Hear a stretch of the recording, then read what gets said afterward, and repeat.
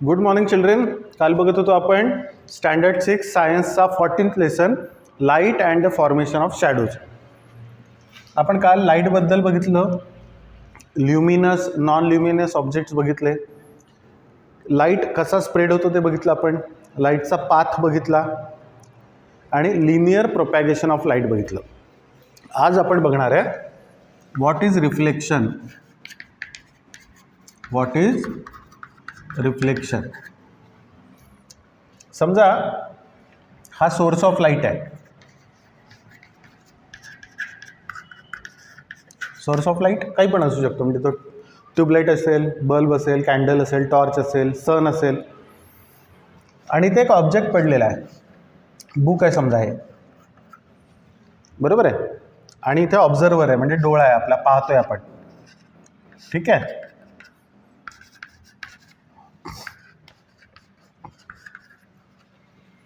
जेव्हा source of लाईटवरून, तुम्हाला माहिती आहे लाईटचा जो पाथ आहे तो स्ट्रेट आहे, जेव्हा या बुकवर पडतो तो सोर्स ऑफ लाईटचे, याला म्हणतात रेज. रेज म्हणजे किरण. सोर्स ऑफ लाईटचे रेज जेव्हा एखाद्या ऑब्जेक्टवर पडतात तेव्हा ते त्या सरफेसवरून रिफ्लेक्ट होतात. जसा चेंडू असतो, आपण एखाद्या भिंतीवर मारला तर तो परत येतो की नाही, तसंच हे रेज काय होतात, रिफ्लेक्ट होतात आणि ते आपल्या डोळ्यांमध्ये जातात आणि आपल्याला हा ऑब्जेक्ट व्हिजिबल होतो. व्हिजिबल म्हणजे दिसतो डोळ्यांना. अंधाऱ्या खोलीमध्ये आपल्याला वस्तू का दिसत नाहीत, कारण त्याच्यावर पडलेलं लाईट आपल्या डोळ्यांमध्ये जात नाही म्हणून. Whenever the rays coming from a source of light get reflected from an object, those rays get in to our eyes and we can see that object और that object is visible to our eyes. याला म्हणायचं reflection of light. काय म्हणायचं? Reflection of light. सनपासून येणारे जितके काही raise आहेत हे स्प्रेड होतात आणि ते सगळ्या ऑब्जेक्ट्सवर पडतात आणि ते ऑब्जेक्ट आपल्याला व्हिजिबल होतात. रात्री सन नसल्यामुळे आपल्याला रात्री दिसत नाही, आपल्याला मॅनमेड किंवा आर्टिफिशियल सोर्स ऑफ लाईटकडून काम करावं लागतं, त्याचा उपयोग करावा लागतो. आता तुमच्या आजूबाजूला पुष्कळ अशा गोष्टी असतील ज्याच्यात तुम्ही आपली इमेज बघू शकता. उदाहरणार्थ तुम्ही रस्त्याने जात असताना कारचा काच असतो, त्या काचेमध्ये तुम्ही असं बघता, बरोबर आहे. बघा, हा मिरर आहे, प्लेन मिरर, म्हणजे आपल्या घरामध्ये जो असतो तो. त्याच्यामध्ये जेव्हा तुम्ही बघता ना तेव्हा आपल्या चेहऱ्यावर लाईटचे रेज पडतात, ते रिफ्लेक्ट होऊन मिररमध्ये पडतात आणि मिररवरून परत रिफ्लेक्ट होतात, म्हणून आपली इमेज त्या मिररमध्ये दिसते, बरोबर आहे. तसंच काही गोष्टी असतात आपल्या आजूबाजूला, जसं तुमच्या घरात स्टीलची भांडी असतील स्वच्छ धुतलेली, त्यात तुम्ही बघितलं तर तुम्हाला तुमची इमेज दिसते, पण ती तेवढी क्लिअर नसते, ती फेंट असते. तुम्ही समजा एखाद्या खिडकीच्या काचेत बघितलं तर तुम्हाला तुमची मिररची इमेज दिसते.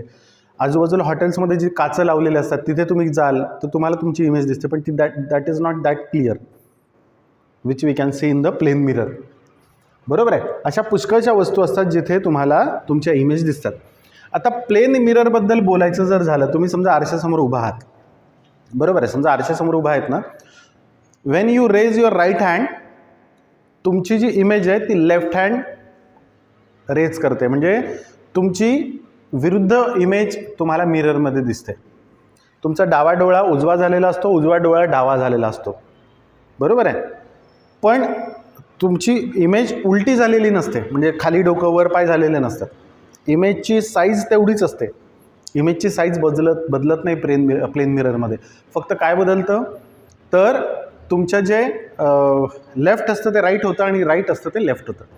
इंटेलेक्च्युअल क्वेश्चन्समध्ये कधी कधी डायग्राम दिलेले असतात की ही डायग्राम मिररमध्ये कशी दिसेल, तर फक्त त्याचं लेफ्ट अँड राईट बघायचं. लेफ्ट राईट झालेलं असतं, राईट लेफ्ट झालेलं असतं, एवढाच फरक होतो मिररमध्ये, प्लेन मिररमध्ये. ठीक आहे. तर अशा प्रकारे मिररमध्ये तुम्हाला वेगवेगळ्या प्रकारच्या म्हणजे इमेजेस तुम्ही बघू शकता. ठीक आहे. आता एक आपल्याला पिनहोल कॅमेरा बनवायचा आहे. पिनहोल कॅमेरा म्हणजे काय, तर तुमच्या घरामध्ये ना तुम्ही शूज विकत आणता किंवा अजून काही कार्डबोर्ड असतात तुमच्याकडे, तर असे सिलेंड्रिकल किंवा चौकोनी कार्डबोर्ड असतात तुमच्याकडे, किंवा सिलेंड्रिकल घेतलं समजा तुम्ही, गोल कार्डबोर्ड घेतला असा, ठीक आहे, आणि हा बंद आहे समजा इथून, तर काय करायचं, याचे दोन्ही टोक, याचं एक जे बाजू आहे ती कापून घ्यायची आणि त्याच्यावर एक बटर पेपर येतो बघा पांढरा, अतिशय पातळ असतो, तो चिटकवायचा, ठीक आहे, आणि या साईडला एक छिद्र पाडायचं ज्याच्यातून तुम्ही बघू शकता, आणि या बटर पेपरला सुद्धा एक छिद्र पाडायचं समोरासमोर, आणि याच्यासमोर समजा तुम्ही कॅन्डल धरली अशी, काय झालं, कॅन्डल धरली त्या याच्याकडे, या छिद्राकडे, सॉरी इथे नाही आहे, या बटर पेपरला नाही छिद्र पाडायचं, इथे याला छिद्र पाडायचं आणि इथे कॅन्डल धरायची अशी दुसऱ्या बाजूला. तुम्हाला इकडून जर बघितलं तुम्ही तर तुम्हाला लक्षात येईल की इकडे बटर पेपरवर तुम्हाला या कॅन्डलची उलटी इमेज दिसते, म्हणजे फ्लेम हा खालचा भाग आहे, हा वरचा भाग आहे, इथे वरचा भाग खाली होतो, खालचा भाग वरती होतो, म्हणजे ही जी इमेज आहे ही उलटी होते, त्याला म्हणतात इन्व्हर्टेड.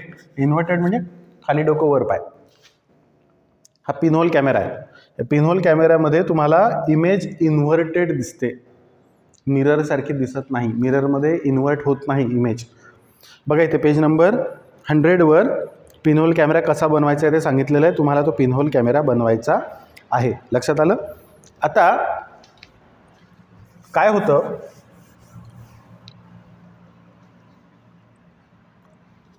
तुम्ही प्रवासाला जात असताना बसमध्ये बसला असाल, ड्रायव्हरच्या समोरचा जो काच असतो तो कशासाठी लावलेला असतो की गाडी खूप वेगाने चाललेली असते आणि समोरून आलेली हवा त्याच्या तोंडावर लागू नये, हो ना, समोरून आलेली हवा आतमध्ये घुसू नये, विंडस्क्रीन म्हणतात त्याला, ती लावलेली असते. त्याचप्रकारे समोरचं दिसलं पण पाहिजे ना, ते जर पूर्णच बंद करून दिलं तर ड्रायव्हरला काहीच दिसणार नाही समोरचं, तो गाडी चालवू शकेल का, नाही चालवू शकणार. म्हणून ती ग्लासची बनवलेली असते. काय असतं, ग्लास. हा जो ग्लास असतो ना, याच्यातून लाईट पास होतो.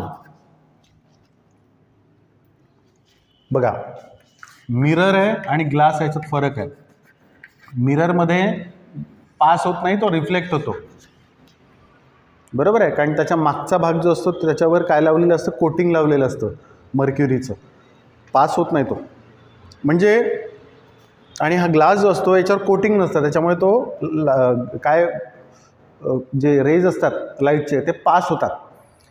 असे जे ऑब्जेक्ट असतात ना ज्याच्यातून लाईट पास होतो त्याला म्हणायचं ट्रान्सपरंट ऑब्जेक्ट.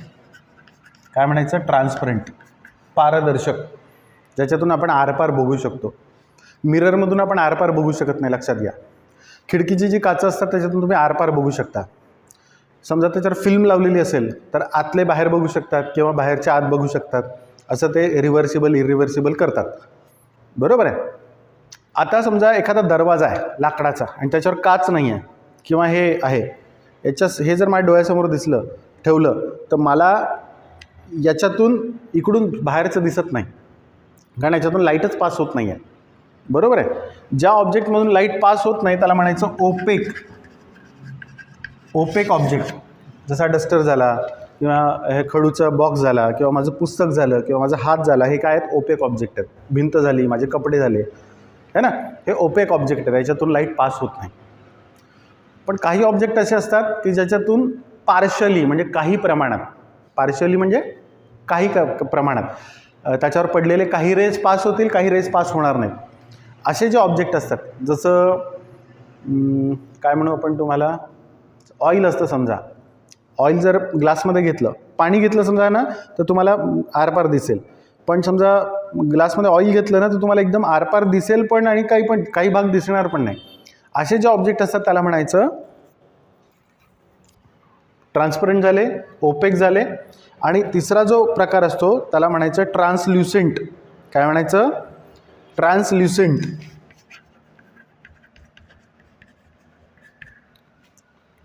ट्रान्सपरंट ऑब्जेक्टमधून पूर्ण लाईट पास होतो, ओपेक ऑब्जेक्टमधून अजिबात लाईट पास होत नाही, आणि ट्रान्सल्युसेंटमधून पार्शली म्हणजे काही प्रमाणात लाईट पास होतो. ठीक आहे. तर अशा ऑब्जेक्टची लिस्ट तुमच्या ह्याच्यामध्ये दिलेली आहे. जसं यांनी बघा काय दिलेलं आहे, piece of glass transparent, wax paper, opaque, tin glass म्हणजे ज्याच्यावर थोडीशी फिल्म वगैरे लावलेली असते, ही ट्रान्सलुसंट असते. Oil paper, white plastic, T kettle, notebook, cloth, याची लिस्ट करून याच्यातून तुम्ही हे वर्गीकरण करू शकता. ओपेक ऑब्जेक्ट, ट्रान्सलुसंट आणि ट्रान्सपरन्स ऑब्जेक्ट. ठीक आहे. इथं आपला हा पार्ट संपलेला आहे. आता याच्यात फक्त राहिलं आहे फॉर्मेशन ऑफ शॅडोज. तो उद्या होईल आणि आपला चॅप्टर संपेल. याचे क्वेश्चन आन्सर मी PDF च्या स्वरूपात तुम्हाला पाठवेल, ते लिहून घ्यायचे आणि धडा नीट वाचायचा.